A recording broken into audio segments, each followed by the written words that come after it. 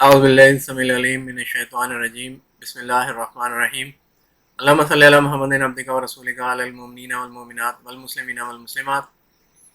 تو میں آپ کو بتا رہا تھا کہ وہ جو دونوں آفیشلز تھے، Pakistani officials, they went to embassy, Pakistan embassy, اور وہاں پہ جب وہ واپس گئے اور انہوں نے ایمبیسڈر سے بات کی تو ایمبیسڈر جو تھا وہ بڑا اینگری تھا۔ وہ کہہ رہا تھا کہ آپ یہ لوگ بینکاک آ جاتے ہیں، کیا کرنے آتے ہیں؟ تو جب آ جاتے ہیں تو پھر ان کو اس طرح کے پرابلمس کا فیس کرنا پڑتا ہے، اور پھر ان کے اوپر جو ہے نا وہ پریشر پڑتا ہے ایمبیسی کے اوپر۔ لیکن امبیسی کے اوپر پریشر پڑتا ہے تو امبیسی ہوتی کس کے لیے ہے؟ ہیلپ کرنے کے لیے لوگوں کی۔ تو آپ کے اوپر اگر پریشر ہے تو آپ ایڈورٹائز کریں پاکستان میں، لوگوں کو بتائیں کہ بینکاک نہ آئیں، ادھر ہی رہیں، ادھر سے آپ ویزا ایشو نہ کریں، بینکاک آنے نہ دیں۔ تو اگر ادھر سے آپ کو کوئی پرابلم ہوتی ہے، آپ کو کوئی پریشر آتا ہے، تو آپ وہیں سے ایسی کوئی باتیں کریں کہ لوگ باہر کے ملکوں میں جائیں نہ، اور کسی قسم کی ڈیولپمنٹ پاکستان کے لیے ہو نہ سکے۔ پاکستان میں جو بزنس مین آتے ہیں وہاں پہ اتنا بزنس کرتے ہیں، اور بینکاک سے لوگ جاتے ہیں، تو آپ اس طرح کریں کہ وہ ٹوٹلی ختم کر دیں تاکہ قسم کی کوئی ڈیولپمنٹ ہو ہی نہ سکے۔ You are there to help people. اگر آپ کو ہیلپ نہیں کرنی تو پھر آپ یا پھر ایمبیسی بند ہی کر دیں۔ لیکن ان کا اپنا پوائنٹ آف ویو ہے، یہ میرا پوائنٹ آف ویو ہے کہ ان کو پاکستانی جو ایمبیسی ہے اس کو ہر طریقے سے اپنے سٹیزنس کی ہیلپ کرنی چاہیے۔ اگر وہ چاہتے ہیں کہ سٹیزنس جو ہیں وہ دوسرے کنٹریز میں نہ جائیں تو پاکستان میں ہی ان کو روک لیں، نہ جانے دیں، ٹھیک ہے۔ بہرحال وہ جو آفیسرز وہ تھے انہوں نے بتایا کہ جی کہ پاسپورٹ بنانے میں کافی دن لگ سکتے ہیں، کیونکہ پاسپورٹ دوبارہ سے بنوانے میں پاکستان سے جو ہے نا وہ اس کی اٹیسٹیشن لازمی ہوتی ہے۔ اس کے بغیر وہ سمپلی یہ نہیں ہو سکتا کہ آپ اپلائی کریں اور ایمبیسی آپ کو پاسپورٹ بنا کے فوراً سے دے دے۔ اس کی اٹیسٹیشن پاکستان سے کروانی لازمی ہوتی ہے، اور اس کو آپ کو پتہ ہے کہ پروکریسٹینیشن اور مطلب ریڈ ٹیپزم جو ہے وہ پاکستان میں بہت زیادہ ہے، اور ادھر کام کو فوراً نہیں کیا جاتا۔ تو وہ کہہ رہے تھے کہ اس میں 1 مہینے سے زیادہ یہ لگ سکتا ہے کہ وہاں سے اٹیسٹیشن ہو کے آئے اور پھر ہمارے پاسپورٹ وغیرہ بنے۔ جب انہوں نے کہا جی 1 مہینے سے زیادہ لگ سکتا ہے تو یہ سن کے میری آنکھوں سے آنسو نکل گئے، اور میں اپنی بیچارگی پہ خوب مجھے رونا آیا۔ میں نے کہا کہ یہ ہمارے ساتھ کیا ہو گیا ہے، ہم کیوں اس مصیبت میں پھنس گئے ہیں؟ ہم تو بڑے خوش ہو کے آئے تھے، اب یہ ہم کیسے برداشت کریں گے؟ اب گھر والوں کا فیس کیسے کریں گے؟ کیا ہم گھر واپس جا بھی سکیں گے کہ نہیں جا سکیں گے؟ اور جیسے میں نے اس کو عرفان کو دیکھا تھا کچن میں کام کرتے ہوئے، کیا ہم بھی ویسے ہی اب ساری عمر ادھر ہی گزار دیں گے؟ تو اس طرح کے بہت سارے سوال میرے ذہن میں آ رہے تھے۔ بس اب لیکن ہم لاچار تھے، بیچارگی میں ہم کچھ بھی نہیں کر سکتے تھے، بے بس تھے، اور کوئی بھی ہمارا وارث نہیں تھا اللہ کے سوا وہاں پر۔ بس سارے ہم جو ہے نا وہاں پر ایسے ہی تھے۔ اب مجھے تھوڑا سا یہ فیل ہو رہا تھا کہ وہ دونوں جو آفیشلز جو ہیں وہ اپنے پاسپورٹس وغیرہ بنوا کے کوئک ارجنٹ بیسس پہ وہاں سے نکل جائیں گے، اور پھر ہم ادھر ہی رہ جائیں گے۔ ابھی ہم وہاں پہ بیٹھے باتیں کر رہے تھے، ایک لڑکا وہاں پہ آیا، وہ سمیر نے بلوایا تھا، وہ بنگلہ دیشی تھا، ٹھیک ہے۔ اس نے بھی بتایا کہ وہ امریکہ جانے کے سلسلے میں تھائی لینڈ آیا تھا، بینکاک، کیونکہ لیکن اس کی بھی جو ہے نا پاسپورٹ اور ٹکٹیں وغیرہ چوری ہو گئی تھیں، اور وہ بینکاک میں ہی پھنس کے رہ گیا تھا، ٹھیک ہے۔ اور وہ آج کل کسی تھائی لڑکی کے ساتھ رہ رہا تھا جو کہ اس کے کھانے پینے اور رہنے کا انتظام کر رہی تھی، اور بنگلہ دیشی کی باتیں سن کے مجھے بہت زیادہ پریشانی شروع ہو گئی کہ کہیں ہم بھی بینکاک میں نہ پھنس کر رہ جائیں۔ رب کریم سے بہت زیادہ دعائیں کی کہ یا اللہ وہ اس مصیبت سے جلد از جلد نکال دے، تو آئندہ کبھی بھی ایسی حرکت نہیں کریں گے کہ دوبارہ کسی کنٹری میں بغیر اس پوچھے وغیرہ جائیں۔ تو اس بنگلہ دیشی کے جانے کے بعد میں اور میرا دوست جو تھا وہ ہم گیسٹ ہاؤس سے باہر نکل آیا، اور بازار میں تھوڑا سا مٹر گریش کرنے لگے، کیونکہ وہاں بیٹھے بیٹھے ہمیں بہت زیادہ ٹینشن ہونے لگی تھی، اور ہماری کوشش یہ تھی کہ ویل لٹڈ ایریا جو لائٹ والے ایریاز ہیں اسی میں ہم جو ہے نا واک کریں، اور کسی ایسی جگہ پہ نہ جائیں جہاں پہ کہ لٹیرے وغیرہ جو ہے نا وہ ہمیں لوٹ سکیں۔ اب ہمارے پاس لٹوانے کے لیے رہ کیا گیا تھا، پہلے ہی لٹیرے جو تھے ہمیں لوٹ چکے تھے۔ بہرحال پھر بھی ہم احتیاط کر رہے تھے کہ کوئی ہمیں نقصان بھی پہنچا سکتا ہے، تو وہ ہم باہر فریش ایئر اور واک کرنے کے لیے ہم باہر نکل آئے۔ تو ادھر سے نا ایک ہمیں پاکستانی جو ہے نا وہ جاتا ہوا نظر آیا، تو اس سے ہم نے اسلام دعا کیا، تعارف کروایا، تو وہ پاکستان سے آیا تھا، وہ اس سے پہلے بھی بینکاک کئی دفعہ آ چکا تھا. اس نے اپنا نام بتایا تھا میرا خیال میں، کیا نام بتایا تھا. تو بہرحال اس کو ہم نے اپنے بارے میں بتایا کہ اس طریقے سے جو ہے نا ہمیں یہاں پہ مشکل پیش آ رہی ہے، اور یہ چیز ہمارے ساتھ ہو گئی ہے. تو اس نے بہرحال ہمیں کافی ہمدردی ہمارے ساتھ کی اور ہمیں پائن ایپل کھلایا، اور ہمارے ساتھ اس نے جو نا بڑی ہمدردی کے الفاظ بولے کہ آپ گھبرائیں نہ، ان شاء اللہ تعالیٰ اللہ تعالیٰ سارا کچھ ٹھیک کر دیں گے، کوئی ایسی بات نہیں ہے.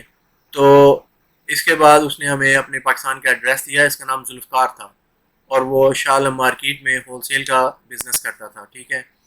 اور وہ بینکاک سے بہت ساری چیزیں لے جا کے پاکستان میں سیل کرتا رہتا تھا. وہ اس سلسلے میں پاکستان سے بینکاک کافی دفعہ آ چکا تھا. ذوالفقار سے ملنا ہمارے لیے ایسا تھا کہ جیسے ٹھنڈی ہوا کا ایک جھونکا، کیونکہ اس کے ملنے کے بعد ہمیں بہت ساری انکریجمنٹ ہو گئی، اور ہمیں ہوپ ہو گئی کہ ان شاء اللہ تعالیٰ ہم بھی جو ہے نا وہ واپس پاکستان جا سکیں گے اور اپنی فیملی کو دوبارہ مل سکیں گے.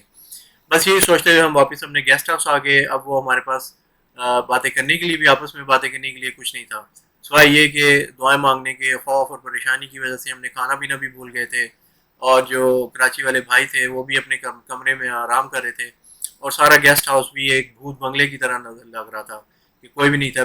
2 دن پہلے وہاں پہ اتنی گہما گہمی تھی اور اتنا ہم انجوائے کر رہے تھے اور کھانے وانے کھا رہے تھے، لیکن اب وہاں پر بالکل اندھیرا اور بالکل ایسے تھا جیسے وہاں پہ ایک گھوسٹ ہاؤس، اور وہ ہمیں کاٹنے کو دوڑا تھا. اور ہماری خواہش تھی کہ ہم جتنی بھی جلدی ممکن ہو سکے وہاں سے نکل جائیں، لیکن خواہش ہمیں وہاں سے نکلنے کے لیے کافی نہیں تھی. اس لیے ہم نے پاسپورٹ اور ٹکٹیں بھی چاہیے تھی، جو کہ فی الحال ہمارے پاس نہیں تھے، اور آئندہ ہمیں کوئی امید نظر نہیں آ رہی تھی کہ ہمیں پاسپورٹ یا ٹکٹیں مل جائیں. ایئر لائن کی ٹکٹیں تو شاید ہمیں مل ہی جاتی ہیں، لیکن پاسپورٹ کے لیے پاکستانی سفارت خانے کے چکر لگانے ضروری تھے. مگر مسئلہ یہ تھا کہ سفارت خانہ مدد کرنے کی بجائے تنقید کر رہا تھا، کرٹیسائز کر رہا تھا کہ کیوں آئے ہو بینکاک. ٹھیک ہے. بہرحال اگلے دن کی منصوبہ بندی کرتے ہوئے ہم سو گئے اور نیند کی آغوش میں چلے گئے، اور پتہ نہیں کتنی دیر سوئے کہ اچانک میری آنکھ کھل گئی. ایسے لگ رہا تھا کہ کوئی دروازے پہ نوک کر رہا ہے، لیکن کافی دیر تک جب کوئی دستک کی آواز نہ آئی تو میں نے سمجھ لیا کہ یہ میرا وہم تھا. پھر دوبارہ سونے کی کوشش کی، لیکن کروٹیں بدلنے کے باوجود بھی نیند نہیں آ رہی تھی، اور بھوک بھی، رات کو ہم نے کھانا بھی نہیں کھایا تھا، جس کی وجہ سے رات کو بھوک بھی نہیں لگی اور بھوک کا احساس ہی نہ ہوا، کیونکہ پریشانی اتنی زیادہ تھی کہ ہم کھانا پینا ہی بھول گئے تھے. ادروائز جو گیسٹ ہاؤس تھا اس کے کچن میں جا کے ہم کچھ نہ کچھ تو کھا ہی لیتے، لیکن نہ میرے ساتھ میں لڑکا تھا اس نے کچھ کھایا اور نہ ہی میں نے کچھ کھایا، اور ہم نے ایک دوسرے سے کہا بھی نہیں کھانے کے لیے کہ کچھ کھا ہی لیں، کیونکہ ہمارے ذہن میں اتنی ٹینشن تھی، ہمیں بھوک جو ہے نا بالکل بھول ہی گئی کہ ہمیں بھوک بھی کوئی چیز ہے. میرے ذہن میں بنگلہ دیشی کے لڑکے کی بات بار بار چل رہی تھی کہ وہ اس کا پاسپورٹ اور اس کی چیزیں چوری ہو گئی اور وہ بینکاک میں پھنس گیا. تو اس طریقے سے ہمارے پاس سیکنڈ کیس جو ہے نا ہمارے سامنے آ گیا. ایک تو عرفان کا تھا، دوسرا وہ بنگلہ دیشی لڑکا، کہ لوگ جن کے پاسپورٹ اور چیزیں وغیرہ چوری ہو جاتی ہیں وہ پھر ادھر ہی اسٹک ہو کے رہ جاتے ہیں، اور پھر وہ ادھر ادھر چھپتے پھرتے ہیں اور ہوٹلوں میں کام کرتے ہیں، پتہ نہیں کیا کیسے اپنی زندگی گزارتے ہیں. Miserable life. اللہ تعالیٰ سب کو اپنی حفاظت میں رکھے. تو اب اس کے پیچھے ویسے پولیس بھی لگی ہوئی تھی. اب میں اپنے آپ کو بھی ذہنی طور پہ ان حالات کے لیے سوچ رہا تھا کہ یہ ہمارے ساتھ بھی ایسا نہ ہو جائے، اور ہمارے پاس کچھ نہیں تھا سوائے اس کے کہ دعا کریں اور اللہ تعالیٰ کے حضور گڑ گڑا کے دعا کریں کہ ہمیں اس مصیبت سے نکال دے جو کہ ہمارے اوپر اچانک آ گئی تھی. یہی سوچتے سوچتے نا نیند نہیں آئی اور صبح بھی ہو گئی. بھائی خان سے ملاقات. ہم نے فجر کی نماز ادا کی اور نیچے کچن میں کھانے کے لیے چلے گئے. ایک مرتبہ پھر انڈے ڈبل روٹی اور کچھ نوڈلز وغیرہ ہم نے کھا کے پیٹ کی آگ بجھائی. کھانا تھا کہ حلق سے نیچے نہیں اترتا تھا، لیکن نہ کھانے سے کمزوری بھی محسوس ہو رہی تھی، اس لیے مجبوراً تھوڑا بہت کھانا کھایا اور پھر نیچے آ گئے. اور نیچے آنے کے بعد ہم نے دیکھا کہ وہ جو امتیاز ایک دم سے میرے ذہن میں خیال آیا کہ امتیاز جو تھا اس نے ہم سے پیسے لیے تھے، وہ ہمارا مال لے کے جو ہے وہ آئے گا. وہ ایک دن گزر گیا تھا، آیا ہی نہیں تھا، تو پھر پتہ نہیں وہ ہمارے پیسے مال لے کے آتا کہ نہیں آتا. اور میرا خیال تھا کہ ہم اس سے پیسے واپس لے لیں. اس کا میں نے جو ہے نا ذکر اپنے دوست سے بھی کیا، تو اس نے بھی میری ہاں میں ہاں ملائی کہ اگر وہ ہمیں پیسے واپس کر دے تو یہ ہمارے لیے بہت اچھا ہوگا. ابھی ہم ادھر بیٹھے ہوئے تھے کہ وہاں پہ دوسرے جو پاکستانی آفیسرز جو تھے وہ بھی ریسٹورینٹ میں آ گئے. ان کے چہروں سے بڑے سیٹسفیکشن لگ رہی تھی کہ بڑے اطمینان ہے اور ان کو بڑی اچھی نیند آئی ہے، اس لیے وہ شاید لوگ بھی فکر مند یا پریشان نہیں لگ رہے تھے. کیونکہ وہ جب ہمارے پاس آ کے بیٹھے تو انہوں نے باتیں شروع کر دی اور انہوں نے کہا جی کہ ہمارا جو ہے نا، چونکہ یہ تھے پٹھان، دونوں آفیشلس، اور بینکاک میں جو انڈر ورلڈ ہے وہ بھی ایک پٹھان تھا. تو انہوں نے کہا جی کہ بائی خان جو ہے اس کا ایڈریس ہمیں کسی نے دیا ہے اور ہم اس سے ملنے کا ارادہ رکھتے ہیں کہ وہ ان سے کہیں گے کہ ہم جو ہے نا ہمارا پاسپورٹ وغیرہ ہمیں ہماری ہیلپ کریں یہاں سے نکلنے کے لیے کسی بھی طریقے سے، جیسے جتنی بھی وہ ہیلپ کر سکتا ہے. اور اگر وہ وہاں کا ریئل انڈر ورلڈ ہے تو وہ اس بندے کو پکڑے جس نے ہماری پاسپورٹ اور ٹکٹیں اور ڈالرز وغیرہ چوری کی ہیں. پھر یہ فیصلہ ہوا کہ پہلے بائی خان سے فون پہ رابطہ کیا جائے اور پھر اس سے ملاقات کی جائے. سمیر بھی ادھر آ گیا، وہ بھی ہمارے ساتھ بائی خان کو ملنے کے لیے چلنے کے لیے تیار ہو گیا اور پھر ہم ادھر کی باتیں کرنے لگے. تو پھر ڈیسائیڈ یہ ہوا کہ بائی خان سے ملنے کے لیے جائیں گے اور اس سے ریکویسٹ کریں گے کہ ہماری مدد کرے اور ہمیں یہاں سے نکلنے کے لیے نا جو بھی ہو سکتا ہے اس کے لیے وہ ہمیں ہیلپ کرے. تو اس سے آگے کی سٹوری پھر میں آپ کو بتاؤں گا کہ کیا ہوا. بائی خان سے ملنے گئے تو اس نے کیسا رسپانس کیا انشاءاللہ تعالیٰ. Thank you for listening to me. آپ نے بہت شکریہ. And I feel very sad کیونکہ میں جب بھی وہ چیزیں یاد کرتا ہوں مجھے سیڈنس اسٹارٹ ہو جاتی ہے. انشاءاللہ تعالیٰ میں آپ کو بتاتا ہوں کہ اس سے آگے جا کے ہمارے ساتھ کیا حالات پیش آئے. Thank you very much. All the very best to you. Have a very nice day and I will talk to you in my next video. السلام علیکم. پھر میں آپ کو بتاتا ہوں کہ اس کے بعد کیا ہوا انشاءاللہ تعالیٰ.